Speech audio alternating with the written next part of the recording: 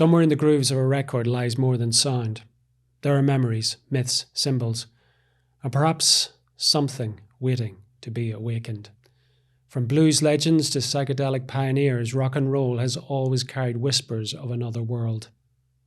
Looking back, one wonders, was this music making history or casting a spell?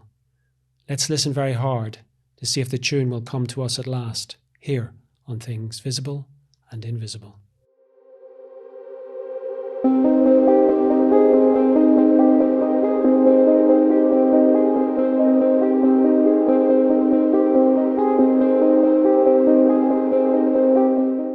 Peter Bebergal is a writer and cultural critic whose work explores music, mysticism, psychedelia, and the hidden currents of popular culture.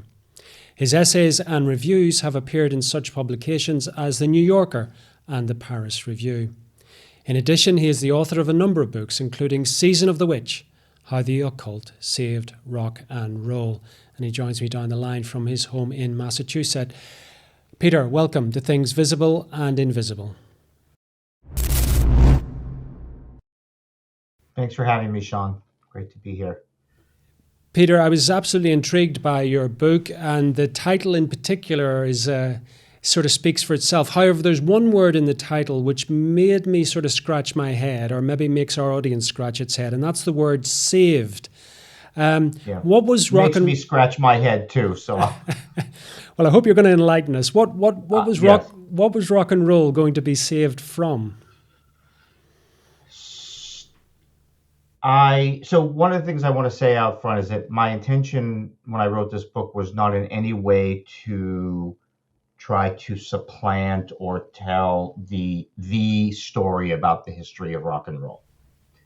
This was really a way to explore what I believed were this undercurrent of ideas, symbols, practices, public responses to, commercial responses to, sort of our shared collective unconscious of what I call the occult imagination. Mm-hmm.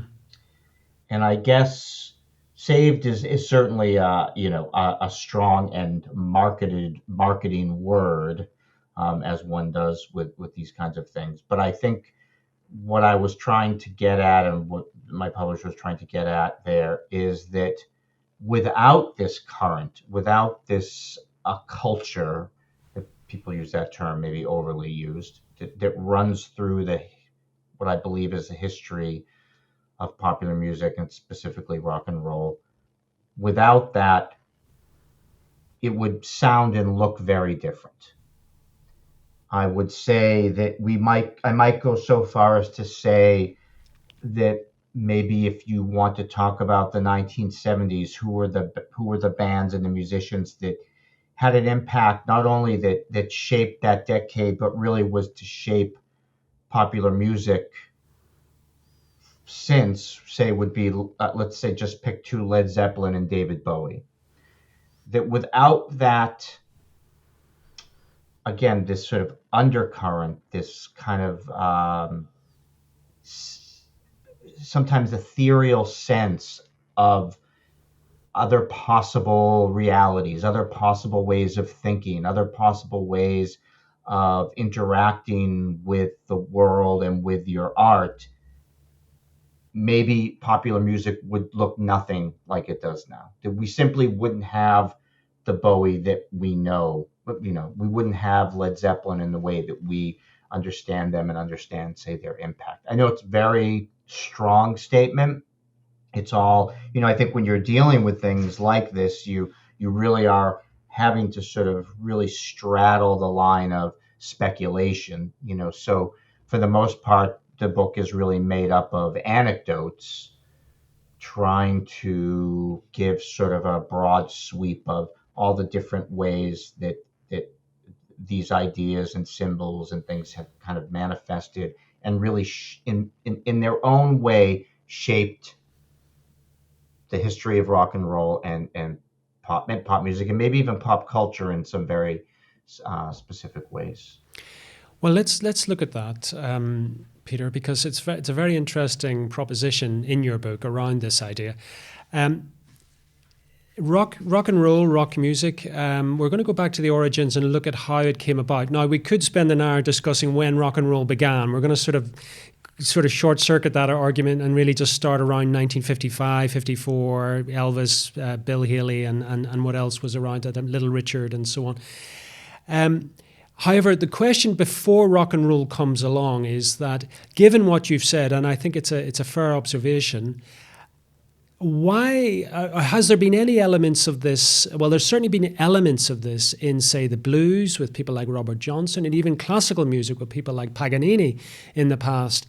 But is this something particularly new, particularly special to the rock and roll genre, would you say?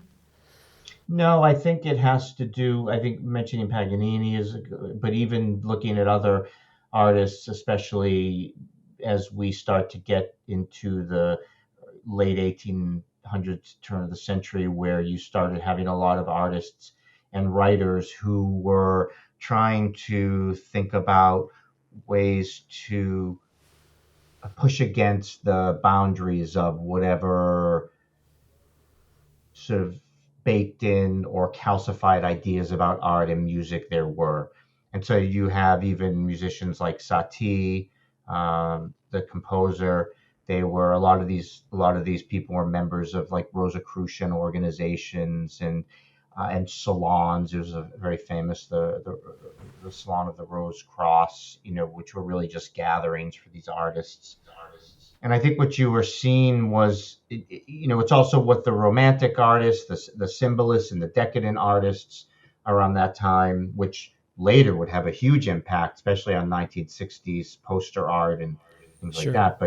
But a sense that they, let's put it this way: if you are an artist already working on the outside of convention, pushing against the boundaries of what is expected, it might be that then when you are yourself thinking about spiritual ideas or the spiritual realm, that you might also be looking outside normative prescriptive ways of doing that.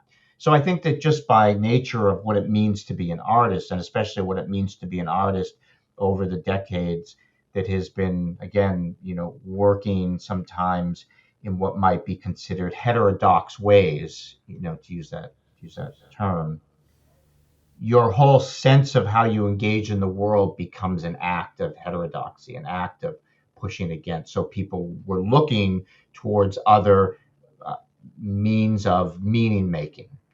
So we even see, I'm sure some of your guests have talked about, other guests have talked about the incredible number of artists, writers, and theater actors and people that were involved with the Hermetic Order of the Golden Dawn. Yeah. So again, it only made sense, right, that these people, not only in their creative lives, but also in their spiritual lives, were thinking in these ways. So I think that that's always a thread that we can follow. Again, not always, but for a subset. And again, rock and roll is just a subset of the history of music, right? So I'm not trying to make, again, larger claims about anything except one particular current that we can trace from a particular set of the history of art and music that kind of threads its way through. I think for rock and roll, though, that gets coupled with where the sounds, the rhythms, the sensibility of the music comes from, which I believe, and I think many would agree, is very much connected to gospel and the blues. But if you look at the inner workings of those musical traditions, you see that same rebellious spirit that, especially for African Americans and slaves, black slaves in America, that these forms of music were their own kind of rebellion, their own kind of acts of protest, as it were, against what people expected, especially what white culture expected of them.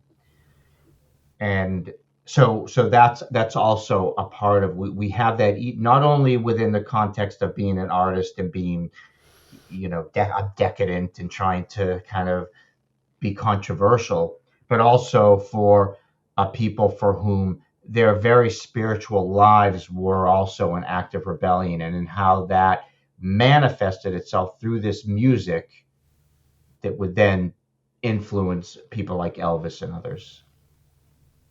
It's a very interesting proposition, Peter, not least because if you think of the early days of rock and roll and the kind of reaction, backlash from certain quarters, which really did sort of position it as the devil's music or somehow leading people astray, this sort of thing.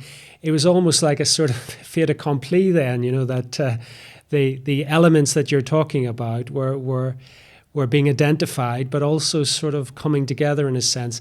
I mean, the only thing I will also say, though, is that spirit of rebellion or of something new and something shocking to one's elders, alongside, coupled with what you said out at the beginning around this sort of the ambience around certain groups, this sort of threat, spiritual threat, or whatever you want to call it. All of this makes for great marketing, if nothing else, right? Yeah, I mean, it makes rock and roll extremely attractive to young people, not just young people, but to young people in particular. So I suppose one of the questions I was going to ask, and now is as good a time as any, is how much of what we're discussing was simply good marketing, an eye for a sort of something which was going to have a good audience for it, and how much of it was real. I'm thinking, for example, because you mentioned Led Zeppelin and the sense around them, and no doubt we'll get on to that in a minute, but you also had other bands, for example, Black Sabbath, who even by their own admission were more performative in terms of their occult imagery. There was no substance to it whatsoever. And yet you had other artists who didn't play on the overtly occult images, where there are occult rumors flying around right, left, and center. So I suppose the question is, Peter, I mean, there's probably some of this which is authentic and some of it which is purely theatrical, no? Yes, but I would argue, and this is herein lies the rub, the theatrical is the magical. Right. That's where so put an upside down pentagram on your album cover, gets parents upset, gets the teenage kids excited. They have something now that feels this potent thing, right? Sells records. That's one way. Maybe that is actually, and that's the thing that scares people the most. Well, not always, but I would say and I don't want to make any metaphysical claims here, but from a certainly magically potent activity, the album cover is nothing compared to creating the theatrics of the occult, and that's where that energy actually, the relationship between the performer and the audience actually takes place, and that's real. And what's great about it, though, which I think is important about it, is you can be in the audience at an Ozzy concert or a Black Sabbath concert, and Ozzy comes down the steps with the flames, and he has his staff, and he sings about Aleister Crowley, and in that moment, it feels as if this is there's some actual magical energies that are there in that moment. And that could be true. I don't know. I can't answer that question, but I can say that if the definition of magic is, according to Crowley and then later glossed by Dion Fortune, causing change to occur in the world according to your will, and then Dion Fortune says causing change to occur in consciousness according to your will, then an act of magic is taking place. Is the devil behind it? I personally don't know or don't care and don't think that's necessarily even an important part of it. I think that whatever you are creating as a kind of feedback loop is the entity that you're talking about. But once it's over, it's sort of by nature of the thing, you've performed the banishing ritual. The lights come on, the makeup comes off, your acid trip become down, right? And so, but I don't in any way want to limit the power of that experience of the listener and the performance. And that happens in the record too. I mean, think about, I mean, you and I are of a generation, which I mean, I don't mean to be old man yelling at clouds, but just the power of sitting on the floor with the album cover and the lyrics and listening with your headphones and all of that. It was for 16, 17 years old or maybe even older, and even sometimes today, it's transcendent. Mm-hmm. You don't need occult imagery to make that feel that way. However, adding those elements, I do believe, whether it's through how you present yourself, through rumor, or whatever it is, does sort of trigger that reptile brain that is immediately wants to engage with those ideas or symbols, sometimes to be scared of them, sometimes to find them powerful, sometimes even to be skeptical of them. But in all the ways we engage. And that's, I think, why something even on an album cover like an upside down pentagram does have its own potency, because if we immediately have an idea about it, like it's just something that gets triggered. Yeah, that's really fascinating. Let's, if we may, Peter, go back to the start of rock and roll, as I say, in the mid-50s. How early do you detect in rock and roll, which became rock music eventually, I suppose, in the late 60s, how early do you detect this kind of occult undertone?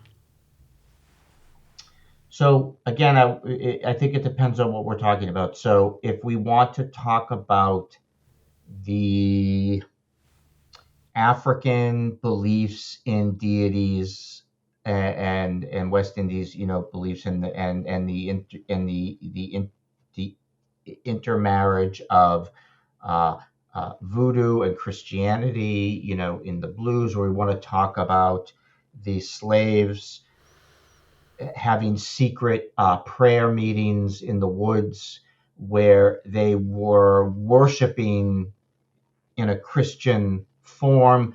They were worshiping as Christians, but using the ritual devices of their, what we would call, more polytheistic past, or origins, where there were spirits and it was much more animistic world, and the God would descend and take over your body. And meeting the devil at the crossroads is an old African, idea of meeting the trickster or leg at the crossroads.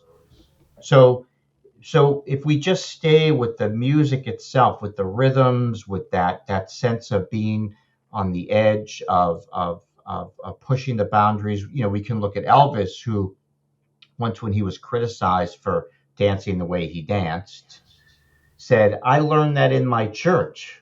I think he was part of the Assembly Church of God, and it was part of that tradition. There's a very famous, might be an apocryphal quote from a very early Pentecostal Assembly Church of God preacher, who, when referring to the black churches and those things, said, "We can't let the devil keep all that good rhythm." So there was something about letting go, something about really just not sitting quietly at your, in the pews, but really letting go, yelling, dancing, things that might on the other side appear to be profane become part of a religious sensibility and makes its way into things like Elvis. So that's that part. But then there's just who started playing with these ideas. Well, that's hard to say.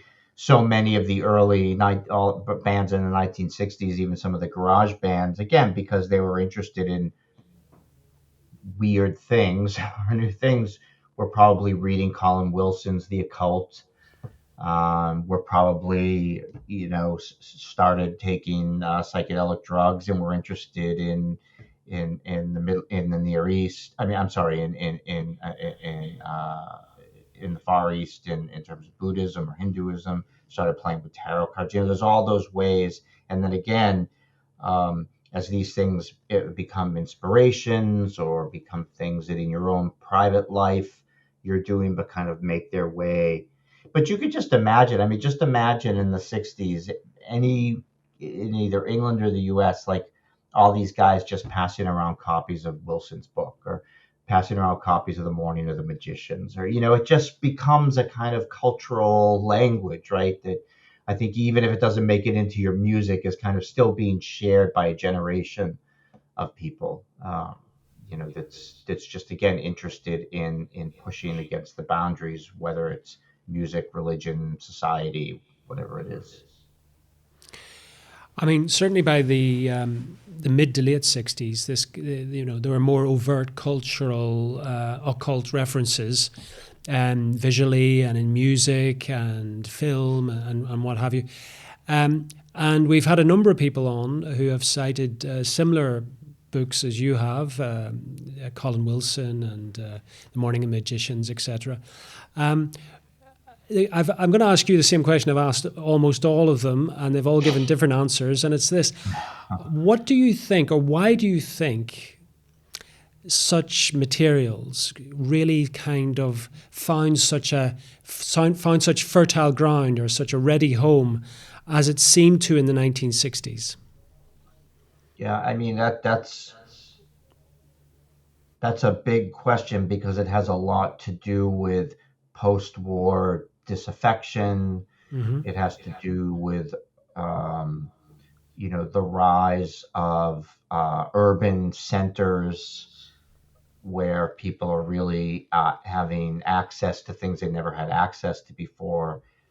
It has to do, I just think in many ways with,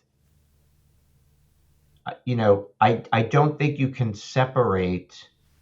I think you have a strain of rebellion in the culture.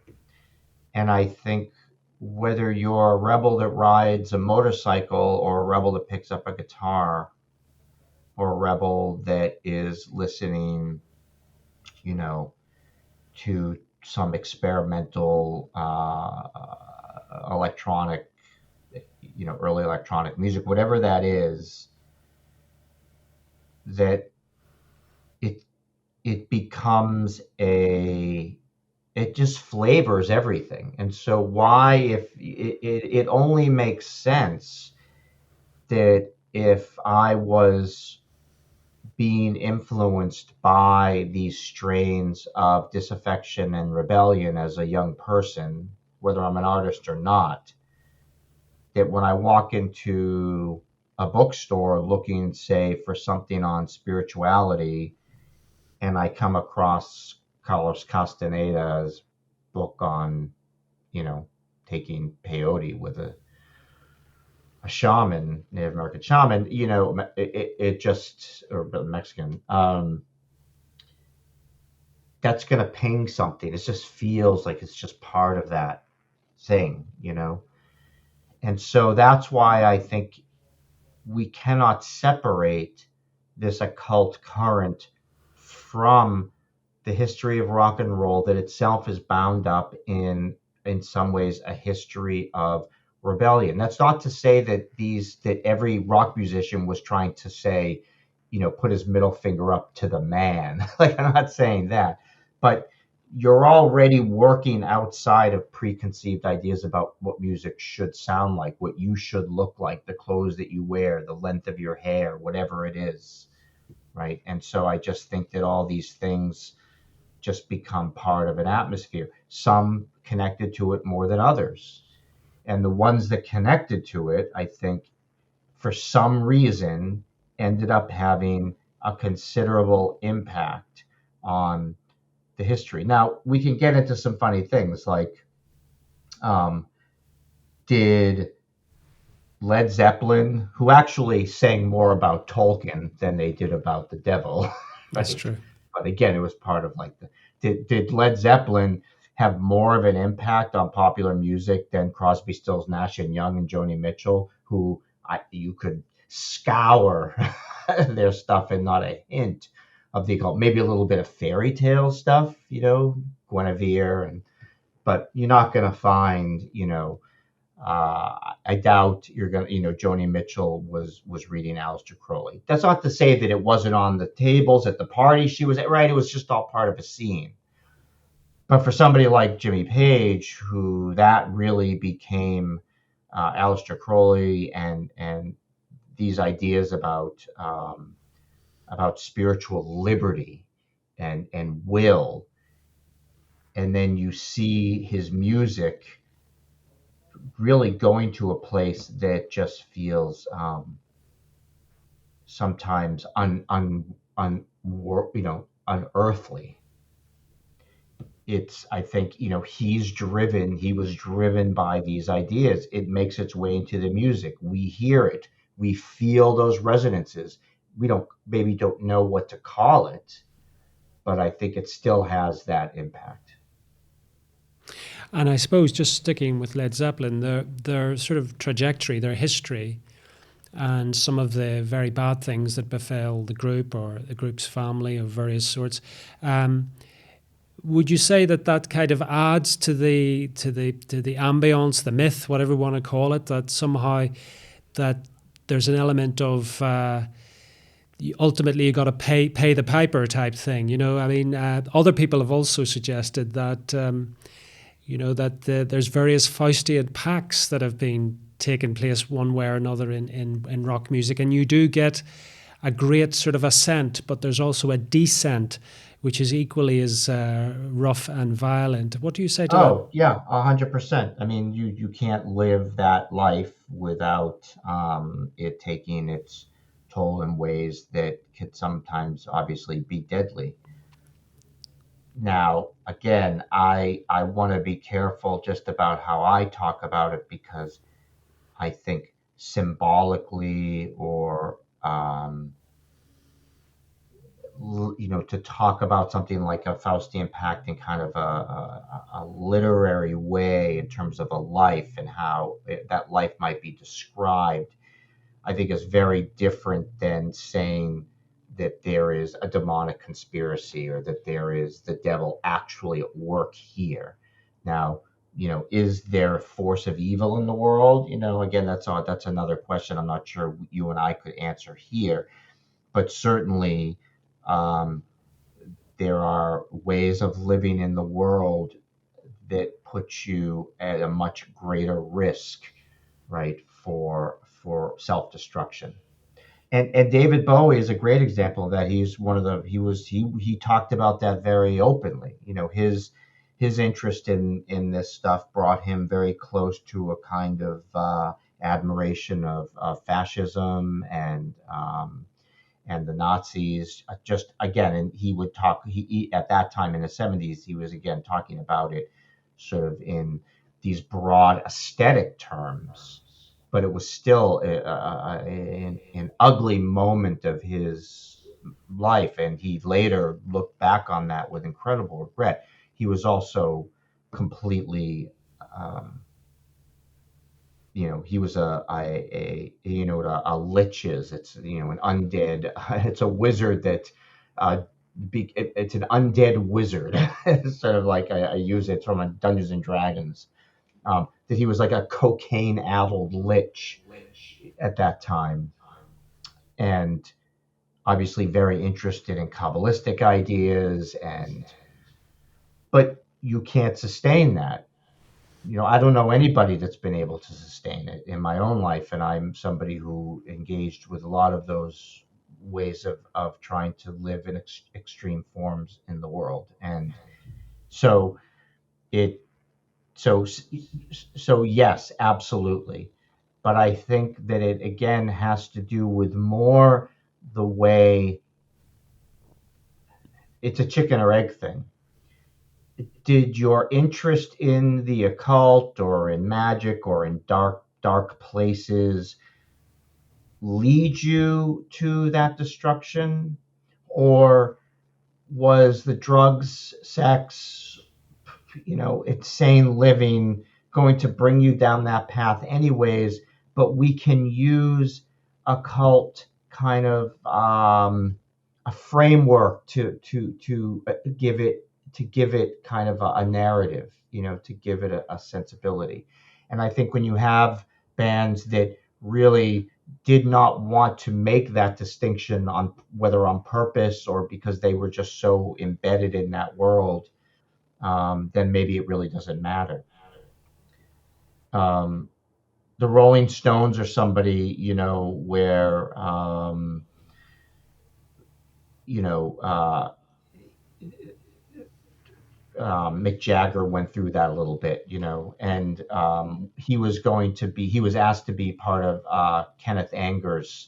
one of Kenneth Anger's films, and this was all during that time, with um, and in the 70s, and they really became spooked. Like, they didn't want to be a part of that. Ultimately, it spooked them. They're not an occult band. Like, it wasn't, I don't even know if Led Zeppelin would call themselves an occult band. That's the thing. I don't think any band called themselves an occult band, except maybe a band like Black Widow, that specifically, did sort of satanic rites on their album, things like that from that era. But I think bands like Black Sabbath and Aleister and Ozzy Osbourne, for example, liked the aura of that around them. However, Peter, going back to what you were saying originally, which was around the idea that embracing the imagery was in itself a kind of spiritual moment. It had a dimension to it.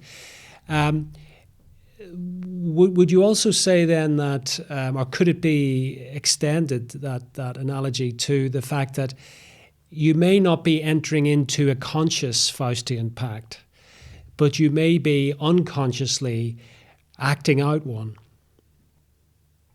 Yes.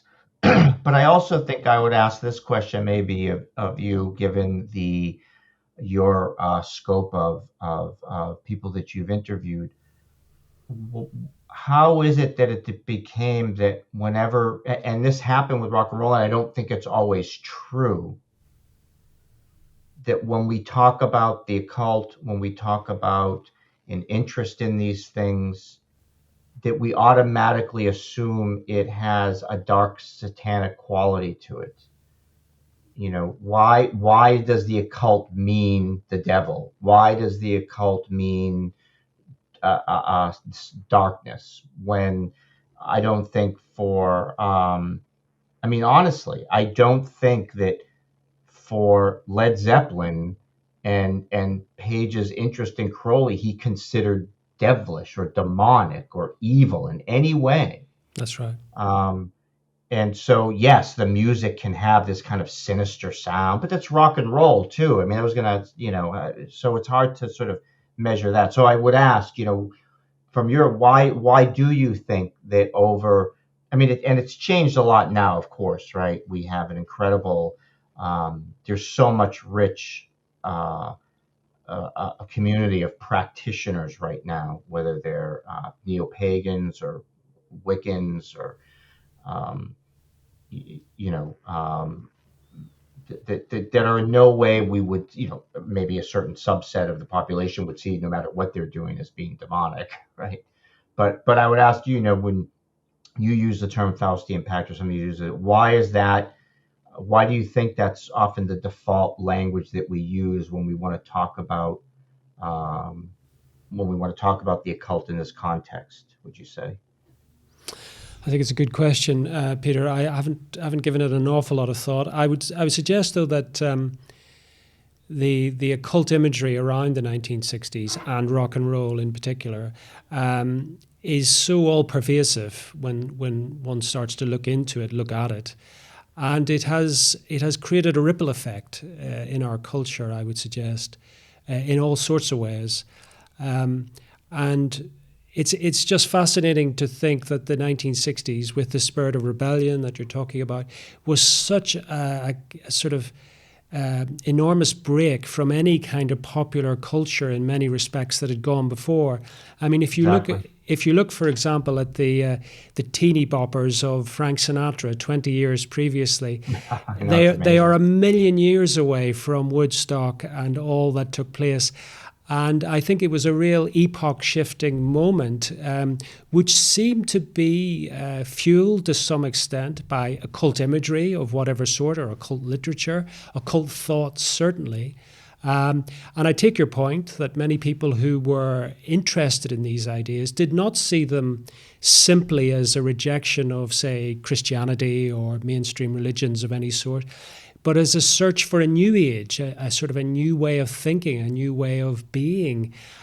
So all of these currents come together. I think even though we're about 60 years on, we're still trying to work out what actually took place in some ways. So, exactly. so And I do think there's a distinction to be made. Part of what I trace in the book too, which is I think is an important thing that I came to understand, that the 60s sense of the occult imagination, as it were, was lit by psychedelic colors. It was lit by more Eastern mysticism making its way in, tarot cards.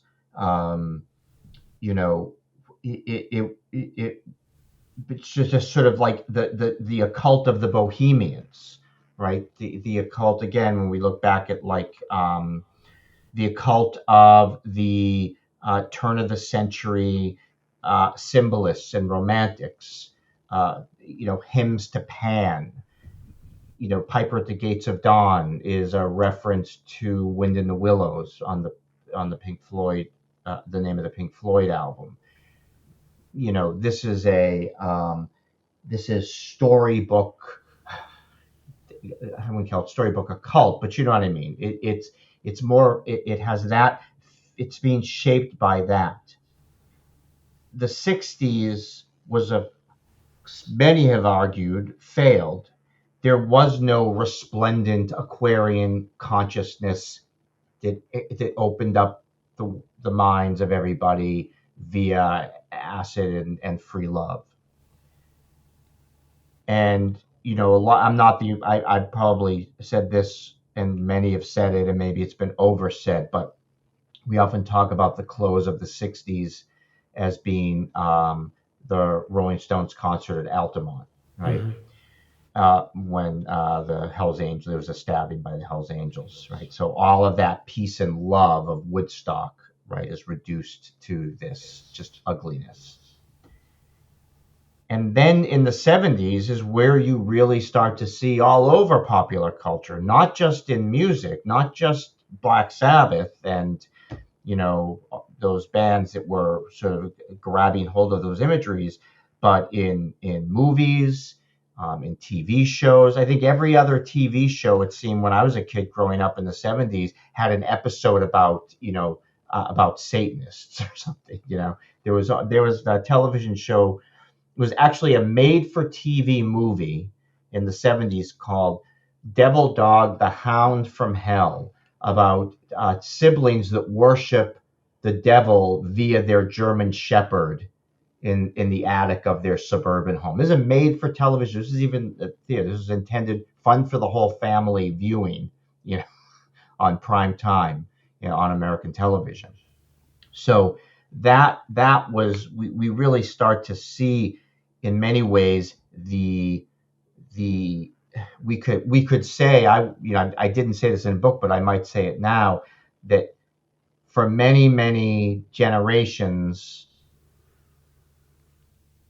Christians had been both deliberately confusing or unintentionally confusing Pan with the devil. And I think what we saw from the 60s and the 70s was that actually happening culturally, the pan of the hippies becomes the devil of this next generation, right? And that happens, all of these things are just a mirror, right, of what's going on in society. And then by the late 70s, 80s, things start to shift a little bit in the culture, and we start to see the beginnings of the New Age movement. And a lot of that tends towards a kind of UFO spirituality, or the future being something that, and we start to see that happening. Much more electronics in bands. Obviously, the influence of Robert Moog and the Moog synthesizer, who himself described his instrument as a divine kind of channel. Like he said, I'm not really the inventor. I was just channeling sort of the heavenly spheres through this instrument. So again, the devil in rock and roll, which is a big part of how we think about it, and I get that, was really just a small window of that whole history. Absolutely. Unfortunately, we have come to our time together. So tell people where they can find out more about you and where they can pick up a copy of Season of the Witch. I'm mostly social media right now is Instagram and Blue Sky. If you want to find me, you can, my books are available. Many of my books are through Penguin Random House, so you can go there and find Season of the Witch, as well as my more recent book called Strange Frequencies. And I'm out there if you take a peek. Peter, thank you so much for coming on Things Visible and Invisible. Thanks for having me. Thank you for joining us on another episode of Things Visible and Invisible. We're dedicated to uncovering phenomena that challenge our understanding of reality, from ancient enigmas and paranormal encounters to scientific anomalies and forgotten histories. If you enjoyed this journey into the mysterious and unexplained, please consider subscribing to our channel and hitting the notification bell to stay updated on future explorations. Have a personal experience or story that aligns with our investigations? We'd love to hear from you. Visit our website at tvi.show and reach out through our contact form. While we can't feature every submission, we review them all, and your story might be featured in an upcoming episode. To support our continued investigations, please consider becoming a Patreon supporter or channel member. Your contributions make these explorations possible and give you access to exclusive content, early releases, and monthly behind-the-scenes discussions with our team. Don't forget to check out our merch store. We've got everything from TVI-branded t-shirts and hoodies to stickers and coffee mugs, perfect for showing your support while keeping the mysteries close. Thank you for watching, and we'll see you next time as we continue to explore the things visible and invisible.